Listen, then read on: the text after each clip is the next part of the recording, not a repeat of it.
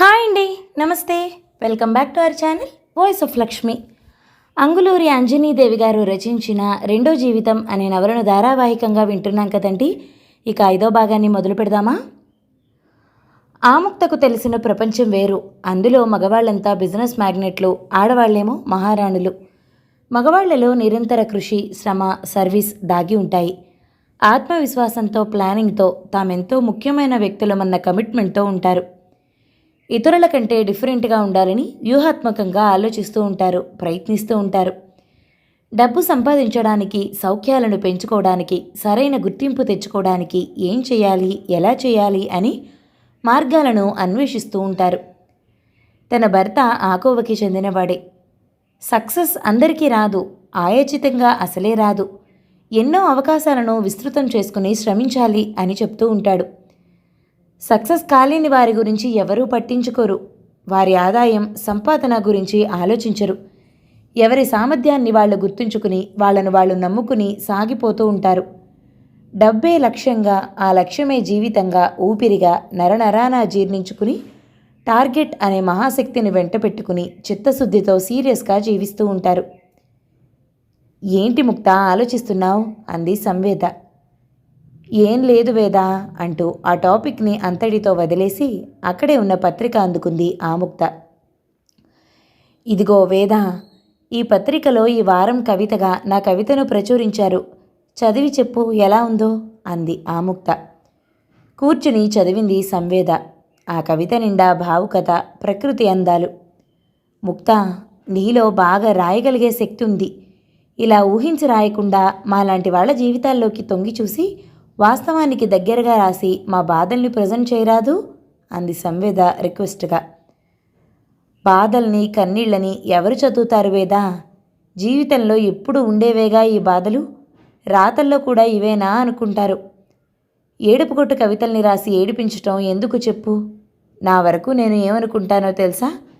నేను రాసింది చదవగానే హాయిగా ఫ్యాన్ కింద కూర్చునో, పార్కులో కూర్చునో, రెస్టారెంట్లో కూర్చునో రిలాక్స్ అవుతున్న ఫీలింగ్ కలగాలి. ఆ ఫీలింగ్ కూడా అద్భుతంగా అనిపించాలి అంది ఆముక్త. కష్టపడకుండా అన్ని రకాల రుచుల్ని వడ్డించుకుని తినేవాళ్లకే ఆముక్త మాటలు బాగుంటాయి. తండ్రి వల్ల, భర్త వల్ల మానసికంగా బాగా నలిగిన సంవేదకు ఆముక్త మాటలు అసహజంగా అనిపిస్తున్నాయి. నువ్వు ఒకే కోణంలో ఆలోచిస్తున్నావు ముక్త. ప్రపంచంలో అనేక కోణాలున్నాయి. వాటిని ఎందుకు చూడవు నువ్వు? చూడగలిగే శక్తి ఉండి కూడా ఒకే దారిలో నడవాలనుకుంటున్నావు. అది బాగా నలిగిన దారిలో నడుచుకుంటూ పోతున్నావు. బాధల్ని కూడా అందంగా చెప్పొచ్చు, అందంగా అనుభవించవచ్చు. అంటే నీ కవిత్వం బాధల్లో ఉన్నవాళ్ళను కూడా ఇన్స్పైర్ చేయగలగాలి. వాళ్ళు ఆ బాధల్లో నుంచి బయటకు వచ్చి సేద తీరాలి. నువ్వు రిప్రజెంట్ చేసే ప్రతి వాక్యంలో నిత్యం మనల్ని మనం చూసుకోగలగాలి. అది చూసి ఎవరిని వాళ్ళు ప్రమోట్ చేసుకోగలగాలి, డైనమిక్గా మలుచుకోగలగాలి. నీ కవిత్వం వల్ల ఎలాంటి ఉపయోగాలు ఉన్నాయో అప్పుడు అర్థమై మళ్ళీ ఈ భావుకథ వైపు వెళ్ళవు అంది సంవేద. నాకు భావుకథ అంటే చాలా ఇష్టం వేదా. నాకన్నా ముందు రాసిన భావకవులంతా యోధానుయోధులుగా ప్రకటింపబడింది పూల గురించి, ప్రకృతి గురించి రాసే కదా అంది ఆముక్త. వాళ్ళు పూలలో కన్నీళ్లను చూశారు, నువ్వు నిప్పుల్ని చూడు అంది సంవేద చాలా ప్రశాంతంగా చూస్తూ. నిప్పుల్ని చూడటం, మానసికంగా సంఘర్షించటం, ఆకలిని తీసుకుని నిత్యం కడుపులో రగిలే జటాగ్నిలా ఊహించి దాన్ని అడవిలో వ్యాపించే కార్చిచ్చుతో, సముద్ర గర్భంలో దాగి ఉండే బడబాగ్నితో పోల్చి రాయటం వట్టి హంబక్. ఆకలి అనేది అతి సహజమైన క్రియ. కాగితాలపై అంత గొప్పగా రాసేంత పెద్ద అంశమేం కాదు. దానికంత ప్రాధాన్యత ఇవ్వాల్సిన అవసరం కూడా లేదు. బాధలని, ఆకలిని, చావుకేకలని, కన్నీటి సంతకాలని ఏవేవో ప్రజెంట్ చేసి పాఠకుల్ని కవులు ఎందుకు చంపుతారో నాకు అర్థం కావటం లేదు అంది విసుగ్గా చూస్తూ ఆముక్త. ఆ క్షణంలో ఆముక్త కవిత్వంలో సంవేద చూడాలనుకున్న మార్పు వేళ్ల సందుల్లో నుంచి కారిపోతున్న నీళ్లలా జారిపోయింది. కవిత్వం అనేది గాయపడిన వాళ్ళకి ఆయింట్మెంట్ రాసేలా ఉండాలి కానీ సోమరి వాళ్లను జోకొట్టేలా ఉండకూడదని ఆముక్త ఎప్పటికీ తెలుసుకోగలదు అని మనసులో అనుకుంటూ అనాసక్తిగా చూస్తే బాగుండదని ఆ పత్రికని రాజుబిడ్డలా పత్రిలంగా పట్టుకుంది. ఈ పత్రికను పట్టుకెళ్ళి మా ఎదురింట్లో పక్కింట్లో ఇచ్చి చదవమని చెప్తాను ముక్త, బాయ్ అంటూ లేచింది సంవేద. ఆ ముక్త సంతోషపడుతూ గేటు వరకు నడిచింది. శకుంతల, ప్రభాకర్ 10 రోజుల క్రితం పైన అంతస్తులోకి మారారు. ఇంటి ఓనర్స్ వయసులో పెద్దవాళ్లు కావటంతో మెట్లెక్కి దిగాలంటే కష్టంగా ఉందని కిందికి మారారు. శకుంతల వాళ్ళు మారిన ఇంటిని కొత్తగా కడుతూ ఉండటంతో ఇంకా పని మిగిలి ఉంది. గోడలకి వెలుపల వైపు ప్లాస్టింగ్ చేయలేదు, పిట్టగోడలు కట్టలేదు. అందుకే అద్దె బాగా తగ్గించి ఇచ్చారు. ఇది బాగా ప్లస్ అయింది శకుంతలకి. ఆ డబ్బుతో నిశిత అడిగింది కొనివ్వాలని ఆమె ఆశ. మమ్మీ, ఈసారి నాకు మంచి స్టిక్ కొనివ్వు, నాన్న తెచ్చిన స్టిక్కి క్వాలిటీ లేక బ్యాలెన్స్ ఆగటం లేదు అని ఆ మధ్య నా నిశిత అనటం గుర్తొచ్చింది శకుంతలకి. చికెన్ వండమని చెప్పి తాగుతూ కూర్చున్నాడు ప్రభాకర్. వంటగదిలోకి వెళ్ళి వంట చేస్తూ తన ధ్యాసలో తనుంది శకుంతల. భర్త తాగుడికి బానిస కాకుండా ఉండి ఉంటే తనకింత సమస్య ఉండేది కాదు. ఈ మధ్యన ఒక టైం అంటూ లేకుండా గొంతు దాకా తాగి కూలబడిపోతున్నాడు. ఏది ఏమైనా ఇంకొద్దిగా డబ్బుని పోగు చేసుకుంటే నిశితకి మంచి స్టిక్ వస్తుందని ఆలోచిస్తుంది శకుంతల. నిశిత చక్రాల కుర్చీలో కూర్చుని చేతుల సాయంతో దాన్ని నెట్టుకుంటూ గదిలో నుంచి బయటకొచ్చింది. రాత్రి 8 దాటడంతో చుట్టుపక్కల నిశ్శబ్దంగా అనిపిస్తూ ఉంది. అక్కడంతా తెల్లని హంసరక్కలా వెన్నెల కురుస్తోంది. ఆ వాతావరణాన్ని మౌనంగా ఆస్వాదిస్తూ దారిని వెళ్లే మనుషుల్ని చూస్తూ కూర్చుంది నిశిత. స్ట్రీట్ లైట్ వెలుగుతోంది. ప్రభాకర్ కొద్ది కొద్దిగా తాగుతూ మధ్య మధ్యలో వాగుతున్నాడు. పెద్దదేమో ఉన్నన్ని రోజులు ఉండి మొన్న చెప్పకుండానే పెళ్ళింది. పెళ్ళయ్యాక రోషం ముదిరి దానికి నా విలువ తెలియటం లేదు. బలుపంటే అదే. కుంటిదేమో పిలిచినా పలకదు. దీనికి దానికన్నా ఇంకా పొగరెక్కువైంది. కళ్ళు పైకెక్కాయి. ఏం చూసుకున్నావు వీళ్ళకింత అంటూ తిట్ల వర్షం కురిపిస్తున్నాడు. ఎప్పుడైనా స్త్రీలో తల్లి హృదయం ఉంటుంది. ఆమె దృష్టిలో ప్రేమ కామం కాదు, ఇంకేదో. మరి పురుషునిలో తండ్రి అంశ ఉండదు. ప్రేమ అంటే కామమే. ఎవరైనా మనిషి చనిపోతే ఏడుస్తారు, కానీ తాగుబోతుల భార్యలు నిత్యం ఏడుస్తూనే ఉంటారు. వంటగదిలో ఉన్న శకుంతల భర్త పిల్లల్ని తిట్టే తిట్లు వినలేక దేవుడు ఈ చెవులను ఎందుకిచ్చాడా అని బాధపడుతోంది. తిట్లు ఆగిపోయాయి. కుక్కర్ విజిల్ 2 సార్లు రాగానే ఆపేసింది. మమ్మీ, మమ్మీ అంటూ ఆపదలో ఉన్న దానిలా నిశిత గొంతులో నుంచి ఆర్తనాదం వినిపించింది. బయటకి పరిగెత్తింది శకుంతల. ప్రభాకర్ కూర్చున్న చోట లేడు. నిశిత దగ్గరికి వెళ్ళాడు. నిశితని పట్టుకుని నెడుతున్నాడు. ఇంకా ఏం చేస్తున్నాడో అర్థం కాక షాక్ అయింది శకుంతల. క్షణాల్లో తేరుకుని భర్తని చెయ్యి పట్టుకుని యువతలికి లాగుతూ, ఏం చేస్తున్నావు దాన్ని? తాగిన మైకల్లో కళ్ళు మూసుకుపోయాయా నీకు అని అరుస్తూ ఏడుస్తూ ఆయన్ని బలంగా లాగింది. ఆ విసురుకి నిశితని వదిలి భార్య మీద పడ్డాడు. వాళ్ళు ఒకరితో ఒకరు పెనుగులాటం మొదలైంది. ఒకరి మీద ఒకరు పడి మళ్లీ లేచారు. పశుబలంతో ఒకరిని ఒకరు నెట్టుకుంటూ పై అంతస్తు నుండి విసురుగా వెళ్ళి కింద ఉన్న రాళ్లపై పడ్డారు. ఇద్దరి తలలు పగిలి కొద్దిసేపట్లోనే వాళ్ల ప్రాణాలు పోయాయి. అంతా క్షణాల్లో జరిగిపోయింది. నిశిత అలాగే చూస్తూ నిస్సహాయంగా అరుస్తుంది. ఆ అరుపులు విని చుట్టుపక్కల వాళ్ళొచ్చారు. ఆ వాతావరణం అరుపులతో, కేకలతో, ఏడుపులతో నిండింది. కొంతమంది, అయ్యో అయ్యో ఇదేం ఘోరం, ఇంతకు ముందేగా ఇద్దరినీ ప్రాణాలతో చూశాం, ఇంతలోనే ఇదేం మాయా, ఇదేం విపరీతం అని గుండెలు బాదుకుంటూ నిశిత దగ్గరికి వచ్చారు. వాళ్ళంతా ఒక్కసారిగా అలా రావటంతో నిశిత భయంతో కళ్ళు, నోరు ఆవులుస్తున్నట్లు పెట్టి శిలలా అయింది. ఆ షాక్లో నుంచి ఆమెను బయటికి తీసుకురావాలని ఆమె భుజాలు పట్టుకుని కదిలించి చూశారు. ఆమె మాట్లాడలేదు. నెమ్మది నెమ్మదిగా కుర్చీలోనే పక్కకి ఒరిగింది. కంగారు పడి నిశిత కూడా చనిపోయిందనుకున్నారు. వెంటనే ఆమె ముక్కు దగ్గర వేలు పెట్టి చూస్తూ ఒకరు, చెయ్యి పట్టి నాడి చూస్తూ ఒకరు, గుండెలపై చెయ్యి వేసి ఇంకొకరు చూశారు. శ్వాస ఆడుతూ ఉండటంతో బతికే ఉందని నిర్ధారణ చేసుకున్నారు. తర్వాత కార్యక్రమం ఏమిటి, ఎలా చేయాలి అనుకుంటూ కొంతమంది కింద ఉన్న శవాల దగ్గర ఉన్నారు. వెంటనే శ్యామ్వర్ధన్ సెల్ నెంబర్ తెలుసుకుని కాల్ చేశారు. విషయం చెప్పారు. నిశిత ముఖంపై నీళ్లు చల్లారు. ఆమె కళ్ళు తెరిచి ఏడుస్తూ ఉంటే అక్కడున్న ప్రతి ఒక్కరూ అయ్యో పాపం అంటూ కళ్ళు తుడుచుకుంటున్నారు. శకుంతల, ప్రభాకర్ చనిపోయారన్న విషయం తెలియగానే సంవేద, శ్యామ్వర్ధన్ వచ్చారు. మనిషి జీవితం ముగిశాక చివరి గమ్యం శ్మశానం. శకుంతల ప్రభాకర్ల శవాలను శ్మశానం వైపు తరలిస్తూ ఉంటే సంవేద నిశితల ఏడుపులు ఆర్తనాదాలు అక్కడున్న వాళ్ల హృదయాలను పిండాయి. ఒక దృశ్యం రెప్పపాటు కాలంలో చేజారిపోయినట్టు చూస్తూ ఉండగానే తల్లిదండ్రులు కనుమరుగై గతంలోకి చేరిపోయారు. అన్ని కార్యక్రమాలను దగ్గరుండి చేయించి ఓ బాధ్యత అయిపోయినట్లు భార్యతో ఊరెళ్ళిపోవడానికి సిద్ధమయ్యాడు శ్యాంవర్ధన్. నిశిత వైపు చూసింది సంవేద. ఎండలు పెరిగి నీళ్లు ఎండిపోయి పొలాలు బీటలు వారి పశువులు బక్కచిక్కిపోతే ఒక ఊరు ఎలా తలడిల్లిపోతుందో అలా ఉంది నిశిత. ఒంటరిగా మిగిలిపోయిన నిశితను ఏం చేయాలో అర్థం కావటం లేదు సంవేదకు. పోయిన వాళ్ళు ఎలాగూ తిరిగిరారు. నిశితకు తను తప్ప ఎవరున్నారు? ఒక అక్కగా నిశిత గురించి తీవ్రంగా ఆలోచిస్తూ, నిశితను ఏం చేద్దామండి అంది మెల్లగా సంవేద. మీ వాళ్ళెవరైనా తీసుకెళ్తారేమో అడిగి చూడు వేదా అన్నాడు చాలా క్యాజువల్గా. అతను నిశిత గురించి ఏమాత్రం ఆలోచించటం లేదని అర్థమై ఆమె మనసు చివుక్కుమంది. అడిగి చూశాను, వాళ్ళెవ్వరూ ముందుకు రావటం లేదు, కనీసం సలహా కూడా ఇవ్వటం లేదు అంది. ఎందుకలా అన్నాడు శ్యాంవర్ధన్. వ్యర్థం చేయొద్దు, దేబిరించవద్దు అని ఓ సామెత ఉంది. కొందరు తమ దగ్గర ఉన్న డబ్బుని కానీ వనరులను కానీ ముందు వెనక చూడకుండా ఖర్చు చేస్తారు. అలా ఖర్చు పెట్టేటప్పుడు వాటి అవసరాన్ని విలువను గుర్తించరు. అలాంటి వాళ్లలో మా నాన్న ఒకరు. ఆయన ఇంతకాలం పనిచేసింది ప్రైవేట్ కంపెనీలో కాబట్టి అంతో ఇంతో వచ్చిన డబ్బంతా ముందే వాడేసుకున్నాడట. ఇప్పుడు నిశితను ఎవరూ పట్టించుకోవటం లేదు.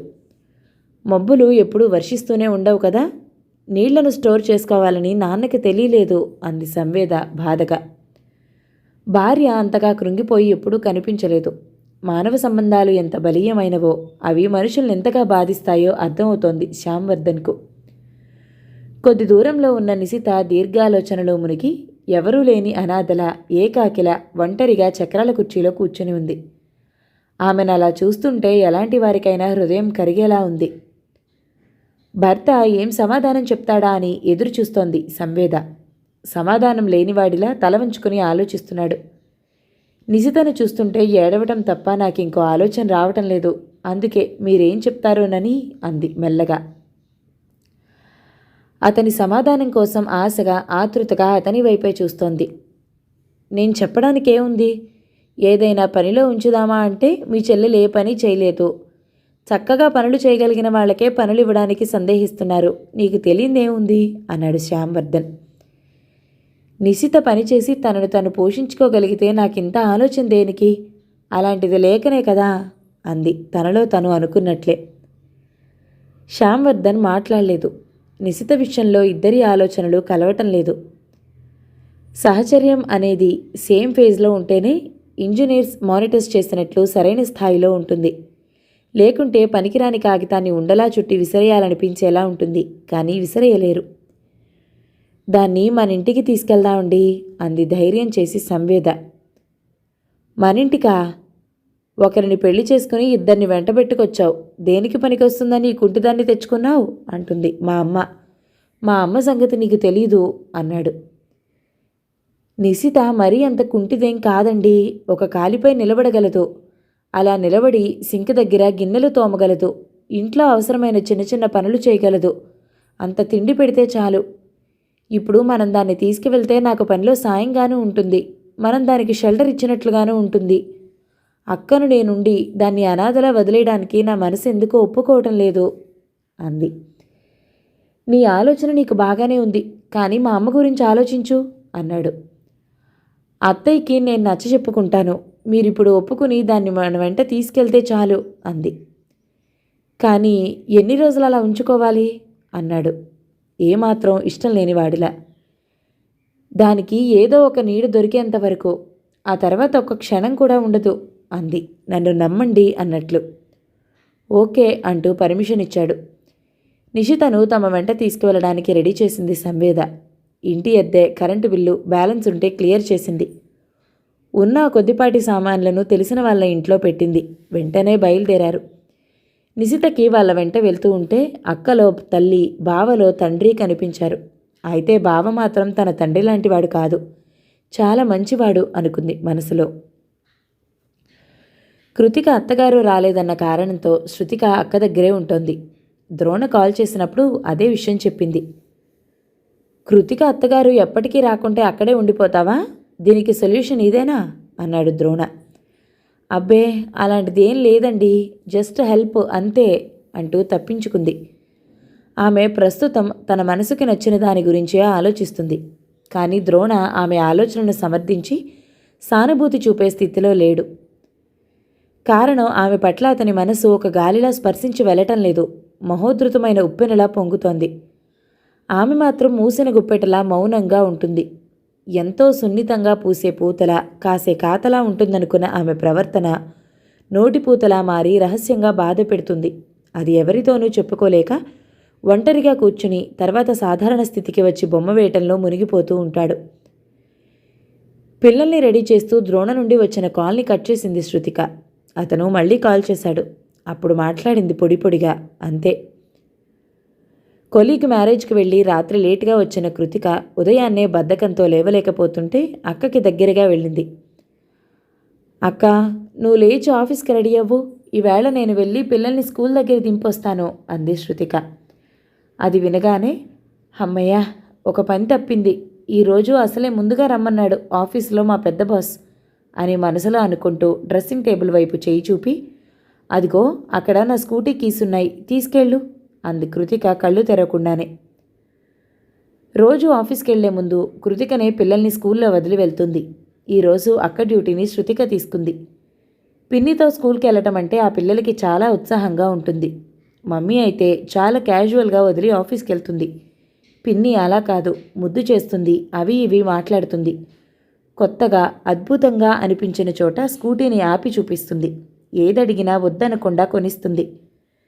శృతికకు కూడా ఆ పిల్లలతో సరదాగా గడిచిపోతుంది. స్కూటీ మీద పిల్లల్ని ఎక్కించుకుని వెళ్తున్న శృతికకు నిన్న టీనాను ట్యూషన్లో వదలడానికి వెళ్ళినప్పుడు ఆ టీచర్ ఇంట్లో గోడలకి ద్రోణ వేసిన పెయింటింగ్స్ ఉండటం గుర్తొచ్చింది. ఆమె ఆలోచనలు అటు మళ్ళాయి. టీచర్, ఆ పెయింటింగ్స్ మా బాబాయ్ వేసినవి అంది. అప్పుడే కొత్తగా కనిపించిన ఆ పెయింటింగ్స్ని చూస్తూ టీనా. అలా అంటున్నప్పుడు టీనా కళ్ళలో ఒక విధమైన లైట్ కనిపించింది టీచర్కి. బాబాయ్ అంటే మీ వారా అంది శృతిక వైపు చూసి టీచర్. అవునన్నట్లు తల ఊపింది శృతిక. భర్తలో ఉండే ఆర్ట్ బయట వాళ్ళకి అద్భుతమే కావచ్చు, కానీ ఆమెకు మాత్రం అంత ఉత్సాహంగా అనిపించదు. తనంత ఆతృతగా అడుగుతుంటే ఈవిడేంటి ఇంత నార్మల్గా ఉంది అని టీచర్కి అనిపించినా గొప్పవాళ్ళు ఎప్పుడూ ఇలాగే ఉంటారు అనుకుంది. ఈ పెయింటింగ్స్ని నిన్ననే ఎగ్జిబిషన్లో కొన్నాం శృతిక గారు. ఇవి పెట్టాక మా ఇంట్లో కొత్త కళ ప్రవేశించింది. ఎవరు చూసినా అడుగుతున్నారు ఇవి ఎక్కడ కొన్నారు అని. ఇక్కడ ఇంకో విశేషం ఏమిటంటే ఈ ఆర్టిస్ట్ను నిన్న ఎగ్జిబిషన్లో చూసాం. అది మా అదృష్టంగా భావిస్తున్నాం. ఆర్టిస్టులు అనేవాళ్ళు సృష్టికి ప్రతి సృష్టి చేసేవాళ్ళు కదా, అందుకే మాకు ఆ ఫీలింగ్ అంది టీచర్. ఇట్స్ ఓకే అంది శృతిక సింపుల్గా. మీరు ఆయన మిస్సెస్ అని తెలిసాక ఎగ్జైటింగ్గా ఉంది. జస్ట్ ఏ మినిట్, మీరు ఇలా కూర్చోండి అంది ద్రోణవర్షిత్నే తన ఇంటికి వచ్చినంత ఆనందంగా. ఏమిటో ఈ ఆనందం అనుకుని నేను వెళ్ళాలి అంది శృతిక. ద్రోణకి ఎవరు ఇంపార్టెన్స్ ఇచ్చినా శృతికకు నచ్చదు. అది తెలియక తన ఎమోషన్లో తను మాట్లాడుతోంది టీచర్. గోడకి తగిలించి ఉన్న పెయింటింగ్ వైపు అపురూపంగా చూస్తూ, ఈ బొమ్మలో దేన్నో అన్వేషిస్తున్నట్లు పైకి కనిపించని గుండె బరువు, ఎవరూ ఆపలేని దుఃఖం ఒలుకుతోంది శృతిక గారు. ఆ దుఃఖాన్ని దోసుళ్లతో పట్టి ఆపగలిగే స్నేహహస్తం కోసం ఎదురు చూస్తున్న ఆమెలో ఎంత ఆశ చూడండి. చాలామంది వేసిన బొమ్మల్ని చూస్తూ ఉంటాం, కానీ ద్రోణగారి బొమ్మల్లో ఉన్న ఆర్తి, ఆర్ద్రత, రసనైవేద్యంలా అనిపించటం విశేష ఆకర్షణ. అందులో కనిపించే మెసేజ్ అమోఘం అంది టీచర్. ఆమె టీచర్ కాబట్టి తను ఎలా ఫీల్ అవుతుందో అది చక్కగా ప్రజెంట్ చేస్తుందని శృతికకు తెలుసు. ఎదుటి వాళ్ళ ఫీలింగ్స్ని, ఎమోషన్స్ని ఆపకూడదనుకుంది. కానీ తన ఫీలింగ్స్ తనకి ముఖ్యం. ద్రోణ తన ఒక్కదానికే సొంతం.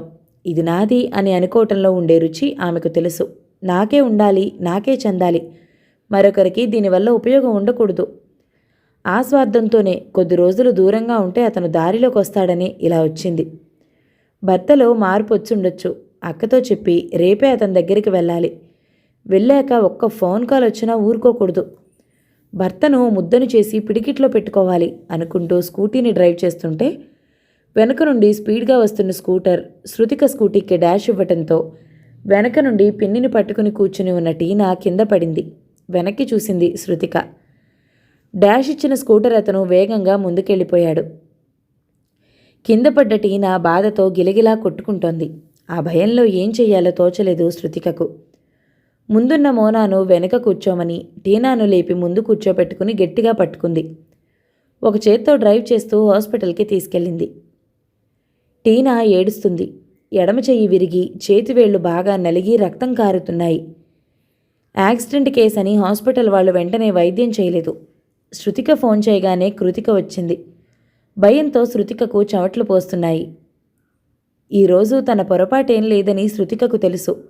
తప్పంతా స్కూటర్ అతనిదే. అతను స్పీడ్గా డ్రైవ్ చేస్తూ ఎవరో అమ్మాయికి హాయ్ చెప్తూ తన స్కూటీకి డాష్ ఇచ్చాడు.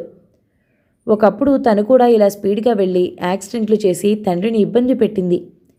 ఇప్పుడు టీనా చెయ్యి తన వల్లే విరిగిందని తెలిస్తే తండ్రి ఏమంటాడో, తల్లి ఏమంటుందో, చూసేవాళ్ళు ఏమనుకుంటారో అనుకుంటూ టీనా వైపు ఆందోళనగా చూస్తోంది శృతిక. శృతిక భుజంపై చెయ్యి వేసి కంగారు పడకు అన్నట్లుగా తట్టింది కృతిక. అయినా కృతిక కళ్ళలో కన్నీళ్లు ఊరుతున్నాయి. ఎంతైనా తల్లి కదా. అక్కడ జరగవలసిన ప్రాసెస్ అంతా జరిగాక టీనా చేతికి ఇవ్వాల్సిన ట్రీట్మెంట్ ఇచ్చి కట్టారు. మత్తింజెక్షన్ ఇవ్వటంతో టీనా మత్తుగా పడుకుంది. ద్రోణవర్షిత్ వచ్చాడు. అతను రాగానే ఆత్రంగా అతని చెయ్యి పట్టుకుని టీనా దగ్గరికి తీసుకెళ్లి చూపించింది శృతిక.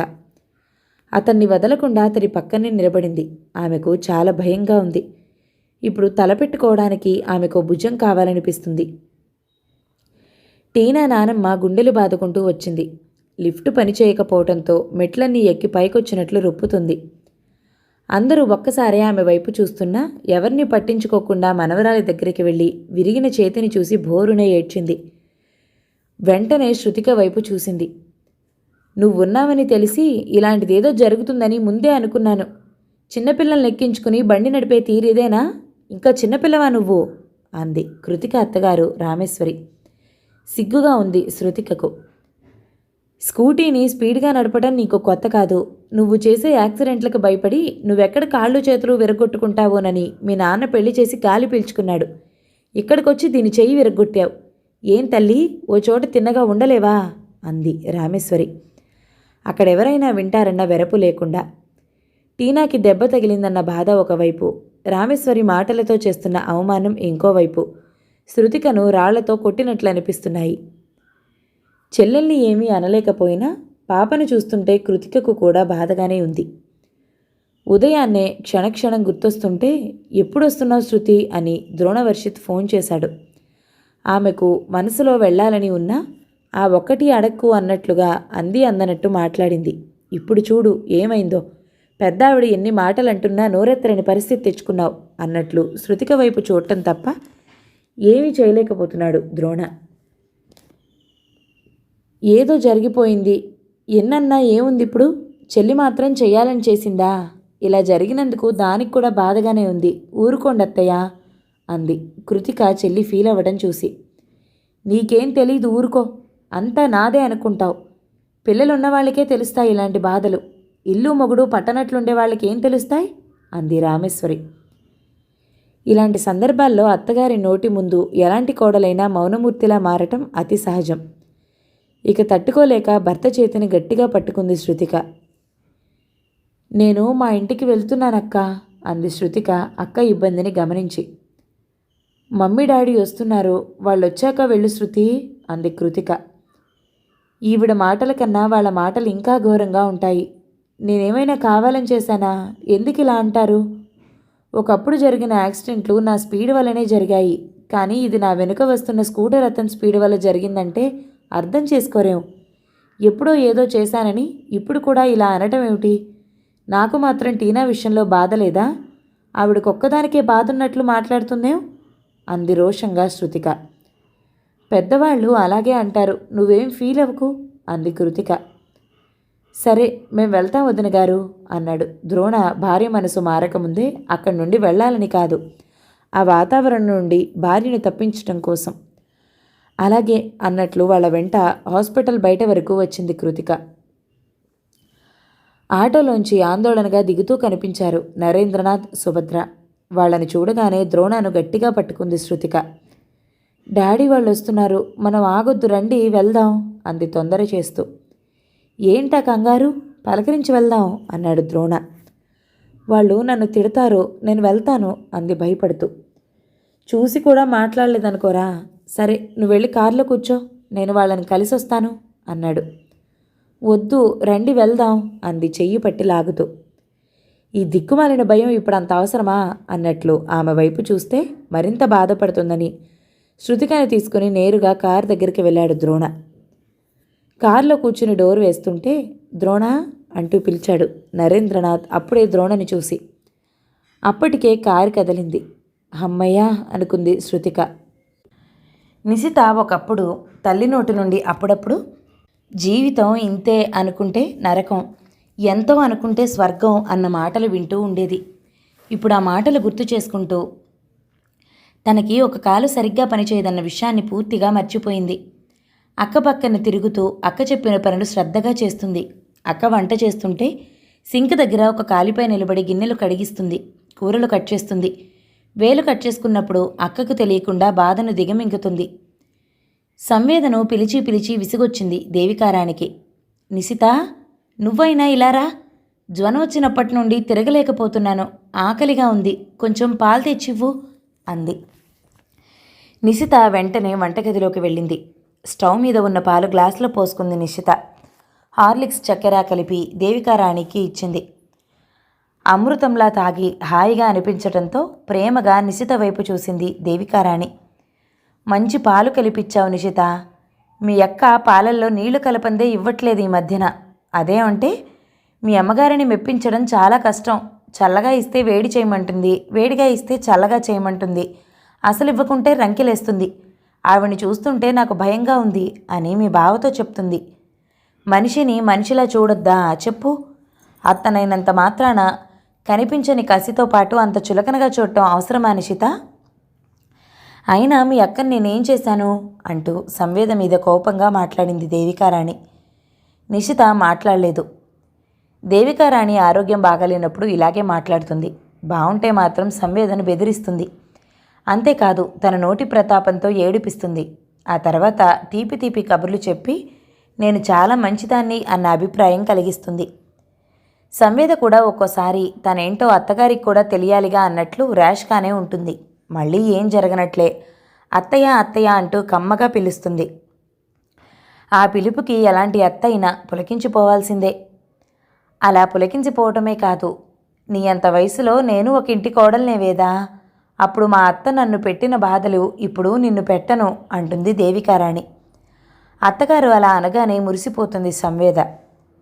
మీ అంత వయసు రాగానే నేను ఓ కోడలికి అత్తనవుతాను, అందుకే మిమ్మల్ని ఎప్పుడూ బాగా చూసుకుంటాను అంటూ ఉంటుంది. ఆ క్షణంలో ఆ ఎమోషన్లో అలా మాట్లాడుకున్నా ఆ తర్వాత ఎవరి పాత్రల్లో వాళ్ళు లీనమై అత్తా కోడళ్ళ ఆటని పోటీపడి ఆడుతూ ఉంటారు. పైకి ఎంతో గుమ్మనంగా కనిపిస్తున్న వాళ్ళిద్దరి మధ్యన ఉండే రాజకీయాలు ప్రపంచ రాజకీయాలను మించి కనిపిస్తూ ఉంటాయి. అందుకే దేవికారాణి వైపు చూడకుండా నేల వైపు చూస్తోంది నిశిత. మీ అమ్మా నాన్న పోగానే నిన్నిక్కడికి తీసుకురమ్మని నేనే చెప్పాను నిశిత, మీ అక్కకి నీ మీద అసలు ప్రేమ లేదు అంది రహస్యం చెప్తున్నట్లు దేవికారాణి. అది నిజం కాదని తెలుసు నిశితకి. ఆ రోజు అక్క తనని ఇక్కడికి తీసుకురావడానికి దేవికారాణిని ఫోన్లో ఎంత రిక్వెస్ట్ చేసిందో తెలుసు. నువ్వేం ఆలోచిస్తున్నావో నాకు తెలుసు నిశిత, మీ అక్క నిన్నెలా చూసినా నీకు నేనున్నాను కదా, ఇంకేం ఆలోచించుకు, సరేనా అంది చిన్నపిల్ల నోట్లో చాక్లెట్ పెట్టినట్లు. అక్కకు నా మీద ప్రేమ లేదా? ఆశ్చర్యపోయి నోరు తెరిస్తే పేగులు లెక్క పెడుతుందేమోనన్న భయంతో పెదవి కదపలేదు నిశిత. కళ్ళు తిరుగుతున్నాయి నిశిత, 2 రోజులుగా విప్పిన బట్టలు అలాగే ఉన్నాయి, కాస్త ఉతికి పెడతావా అంది దేవికారాణి. అలాగే ఉతుకుతాను అంటూ స్టిక్ సాయంతో ఆ గది వెనకాల బాత్రూమ్ పక్కన ఉన్న ట్యాప్ దగ్గరికి వెళ్ళింది. దేవికారాణి బట్టల్ని వాష్ చేయాలని కూర్చుంది నిశిత. ట్యాప్ తిప్పగానే నీళ్లు రాలేదు. లేచి వెళ్ళి మోటార్ స్విచ్ ఆన్ చేసి నీళ్ల కోసం ఎదురు చూస్తూ అలాగే ఎండలో కూర్చుంది. ఒకప్పుడు అక్కడ చెట్టు ఉండేది. ఆకులు రాలి చెత్త పడుతుందని దేవికారాణి కొట్టించింది. ఇప్పుడు అక్కడ నీడ కరువైంది. నీరెండలో మెరిసిపోతూ ఎండ తాకిడికి కందిపోతూ నీళ్ల కోసం ఎదురు చూస్తున్న నిశితను చూసి అవాకైంది సంవేద. నువ్వెందుకే అక్కడ కూర్చున్నావు, రా లోపలికి అంది విషయం తెలియక. చెప్తే కోప్పడుతుందని నువ్వు వెళ్ళు, నేను వస్తాను అంది నిశిత. ఏదో దాస్తున్నట్లు అనిపించి నిశిత దగ్గరికి వెళ్ళింది సంవేద. అక్కడేం జరుగుతుందో అర్థం చేసుకుని వెంటనే వెనక్కి తిరిగి కోపంగా అత్తగారి దగ్గరికి వెళ్ళింది. మీ బట్టల్ని రోజు నేనే కదా వాష్ చేసేది, దానికెందుకు చెప్పారా పని? ఇప్పటికే అది అన్ని పనులు చేస్తుంది, ఇలాంటి పనులు కూడా చెప్పాలా అంది అత్తగారి ముందు నిలబడి. ఇలాంటి పనులు అంటే అవి పనులు కావా? పనుల్లో కూడా తేడాలుంటాయా అంది దేవికారాణి. అమ్మ ఒక్క పని కూడా దాని చేత చేయించేది కాదు అంది సంవేద. ఇప్పుడుందా అమ్మ? అయినా పనులు చేసుకుంటే తప్పేం కాదు, చేయకుండా తింటేనే చిన్నతనం అంది కఠినంగా. అది అందరిలా ఉంటే ఎంత పని చేసినా ఏం కాదు, దానికో కాలు లేదు. ఏదో ఇక్కడ ఉన్నానన్న భయంతో నేను చెప్పిన పనులన్నీ చేస్తూనే ఉంది. మీరు కూడా దానికి పనులు చెప్పాలా? నేను చేస్తాను కదా మీ పనులు అంది నెమ్మదిగా సంవేద. నువ్వు చేస్తావు, ఎంత పిలిచినా తిరిగి చూడవు, పనులేం చేస్తావు? అయినా ఇంత కర్మేంటి మాకు? ఒక పని మనిషిని పెట్టుకుంటే సరిపోతుంది, మీ చెల్లిని పంపించేయి అంది. మా చెల్లిని పంపించేవేయమని ఇంకెప్పుడు అనకండి, దానికి నేను తప్ప ఇంకెవరూ లేరు. మీ పనులన్నీ మీ కోడలిగా నేను చేస్తాను, దానికి చెప్పకండి అంది ఖచ్చితంగా. నువ్వు చేస్తే నాకు నచ్చటం లేదు, నీకన్నా నీ చెల్లెలే బాగా చేస్తుంది. కాలు లేదనే కానీ నీకన్నా అదే అందంగా ఉంటుంది అంది దేవికారాణి. అందం గురించి వినాలన్నా మాట్లాడాలన్నా మనసు చాలా ఆహ్లాదంగా ఉండాలి. ఒక్కసారిగా తల్లిదండ్రుల్ని పోగొట్టుకుని అత్తగారు ఏ క్షణంలో ఏం మాట్లాడతారో తెలియని స్థితిలో ఉన్న వాళ్లకు అందం గురించి వినాలంటే ఆసక్తిగా లేదు. ఆవేశంలో అక్క ఏదైనా అంటే ఉన్న ఈ ఒక్క ఆధారం కూడా పోతుందన్న భయంతో అక్క చేయి పట్టుకుని రా అక్క వెళ్దాం, ఆమెతో గొడవెందుకు అన్నట్లు లాగుతోంది నిశిత. ఏం మాట్లాడాలో తోచనట్లు నిలబడింది సంవేద. అది కుంటిది కాకుండా ఉంటే మా శ్యామ్కు దాన్నే చేసుకుని ఉండేవాళ్ళం, నా కళ్ళకి అది అంత అందంగా కనిపిస్తుంది అంది తృప్తిగా నిశిత వైపు చూస్తూ దేవికారాణి. చూడండి అత్తయ్య, నా మీద ఏదైనా కోపం ఉంటే నన్నే డైరెక్ట్గా పిలిచి తిట్టండి, నా చెల్లికి కాలులేదని ఊరికే గుర్తు చేయకండి. జరిగిందేదో జరిగిపోయింది, ఇప్పుడు ఈ అందాల ప్రసక్తి దేనికి అంది కోపాన్ని దిగమింగుతూ సంవేద. అందాల పోటీలో మార్కులు వేస్తూ మధ్యలో డిస్టర్బ్ జరిగినట్లు ఫీల్ అయింది దేవికారాణి. గుర్తు చేయడానికి అదేమైనా మర్చిపోయిన పాఠమా? స్పష్టంగా కళ్ళ ముందు కనిపిస్తుంటే కుంటిదాన్ని కుంటిదనక మీ వీధిలో ఇంకేమైనా అంటారా? నీ పెళ్ళప్పుడు కూడా నీకో కుంటి చెల్లెలు ఉందని ముందే చెప్పారు, నేను అన్నదానిలో పెద్ద నేరమేమి లేదు అంది. కొడుకు వస్తున్నట్లు అనిపించి అక్కడేం జరగనట్లు వెంటనే సైలెంట్గా అయింది దేవికారాణి. కొడుకు బయట కష్టపడి వస్తాడు కాబట్టి ఇంట్లో ప్రశాంతంగా ఉంచాలనుకుంటున్నామే. ఆ ప్రశాంతత రావాలంటే ఏం చెయ్యాలో తెలీదు. శ్యాంవర్ధన్ రాగానే నేరుగా బెడ్రూంలోకి వెళ్ళాడు. అతని వెంట వెళ్ళింది సంవేద. ఏం జరిగిందన్నట్లు వెంటనే ఆమె ముఖంలోకి చూశాడు. ఏదో జరిగిందన్న విషయం ఆమె ముఖంలో అతడికి తెలిసిపోతుంది. సంవేద హైపర్ సెన్సిటివ్, ఏం జరిగినా ఎమోషనల్ అయిపోతుంది. అప్పుడే ఏడుస్తుంది, అప్పుడే నవ్వుతుంది. ఏదీ ముఖంలో దాచుకోలేదు, అన్ని భావాలు స్పష్టంగా కనిపిస్తాయి. ఏంటలా ఉన్నావు, ఏం జరిగింది అడిగాడు శ్యాంవర్ధన్. ఆమె మౌనంగా ఉంది. అమ్మ ఏమైనా అందా అన్నాడు. నిశితకి పని చెప్తుంది, రాత్రి అయ్యేసరికి అది బాగా స్ట్రెయిన్ అయ్యి మూలుగుతూ పడుకుంటుంది అని అనలేక అంది. నిశిత నాకన్నా అందంగా ఉంటుందట, కాలు బాగుంటే మీకు చేసుకునేదట అంది తల ఉంచుకుని. అలా అనే ముందు భవిష్యత్ పరిణామాల గురించి ఆలోచించలేదామె. ఓస్ ఇంతేనా? అదేదో నేను నిశితని పెళ్లి చేసుకున్నట్లే ఫీల్ అవుతున్నావే, మరీ అంతగా బాధపడకు అంటూ తల మీద ముద్దుగా తట్టాడు. 5వ భాగం సమాప్తం. మిగతా కథని తర్వాతి భాగాల్లో విందామండి. నవల మీకు నచ్చితే లైక్ చేయండి, షేర్ చేయండి, మంచి కామెంట్ చేయండి. మన ఛానల్ని తప్పకుండా సబ్స్క్రైబ్ చేయండి. Thank you so much for watching. నమస్తే.